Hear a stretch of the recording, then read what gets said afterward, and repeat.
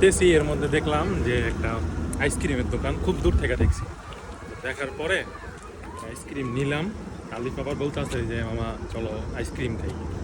তো আমি নিচ্ছি, এটা আছে চকলেট ফ্লেভার, আলিফ নিছে ম্যাঙ্গো ফ্লেভার। 3 রিয়েল করে দাম নিল। খেয়ে দেখি কেমন কি। ওয়াও, একই রকম, খুব বেশি ডিফারেন্ট কিছু না। জিনিসটা কিন্তু মজা। আসলে আমরা দেশে এগুলা খাইতাম, তবে হ্যাঁ, এগুলোর মধ্যে যে এটা বরফের টাইপের তবে এটা কি, এটা সম্পূর্ণ মানে এটা যে সম্পূর্ণ দুধ আর ক্রিম করে বানানো, এটা 100%।